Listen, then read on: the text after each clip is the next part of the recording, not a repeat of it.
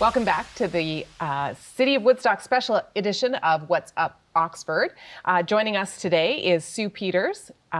She's the acting chair of the Woodstock Accessibility Advisory Committee. Welcome, Sue. Thanks for joining us. Thank you. So the City of Woodstock has a number of advisory committees, and their role is to advise council and provide input on a number of different programs and services. So can you tell us a little bit about the Accessibility Advisory Committee and the work that you're doing?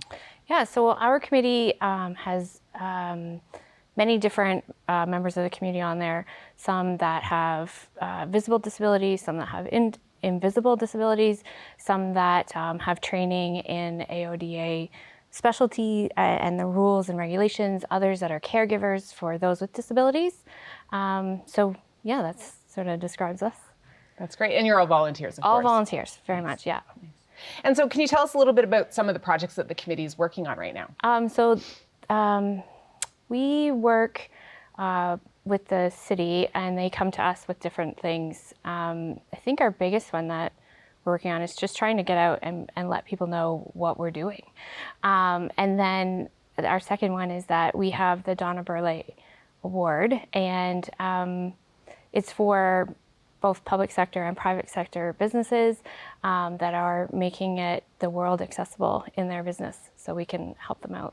And so people can find that nomination form for the award on the city's website? Yeah, definitely. That's great. So, and you just had at council last week, it was the accessibility plan annual status report card that just went and was approved by council. So can you tell us a little bit about the process for, I guess the city has to have an accessibility plan? Yeah, it is the law by the AODA to have that, the Accessibility Act, that there's a committee and that the city has to follow those rules, and that we make sure that they're followed. That's great. And then you review it on an annual basis. And then we review it, and then, so we meet monthly, and then we go over that and then send it off to council. Yeah. That's great. And I know one of the things that the committee is really passionate about is to help raise awareness. And again, that's, you want to help people know that the committee exists and that you're there to support those living with disabilities. So can you, again, obviously in every winter we see an example of this with the winter weather and the snow. Yes.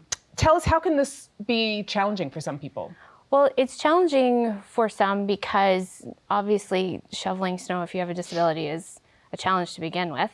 Also, just navigating sidewalks with any physical disabilities, and even if you have visual impairment, being able to walk on the snow, and it's not easy to try and navigate if you have any visual impairments as well. So there's the Snow Buddies program that Woodstock has that we actually talk about often and try and recommend people to do that. And yeah, just that's kind of, we want to make sure that people know why it's important to shovel sidewalks. I know that it's a challenge, trust me. And I think it's also important to know that it's accessible for not even people with disabilities. We have people pushing strollers, we have pulling wagons. I mean, I've seen a lot of parents walking their kids to school and trying to navigate it. And so that's really what we're also working on. Great. Yeah, and I think what you're saying too is that, as much as it is the bylaw that, property owners have 24 hours to clear their sidewalks from snow and ice, that's not the reason that people should be doing it. It really is, asking people to consider, sort of the impact to a number of different people regardless. Right, yeah, and it's just the human side of it. Yes, there's the law side, but there's the human side of it. Just going out and being a good neighbor. And especially, I've grown up in Woodstock. I was born and raised here. And so I know it's cliche, but we are the friendly city. So it's nice to go out there and do that for our neighbors. And I grew up shoveling my neighbor's sidewalk, and we still do that to this day, that we shovel our neighbor's sidewalk. We have some that live around us that have some physical disabilities, so we just try and go out and just be a good neighbor. That's great, thank you. And so is there anything else that you wanted to share with us today about your work on the committee, or anything else that you'd like to let people know? I think it's also, it's just, for me personally, it's important that we know that people with disabilities aren't necessarily ones that you're able to see. I mean, we see that people in wheelchairs, we see walkers, we see canes, we see visual impairments, but there's also other individual disabilities, and that a lot of people have disabilities, but we may not see them on their days that are not great. So it's important to recognize that there are people living with disabilities that we may not always see and that aren't always visible. That's great. I think that's a great message.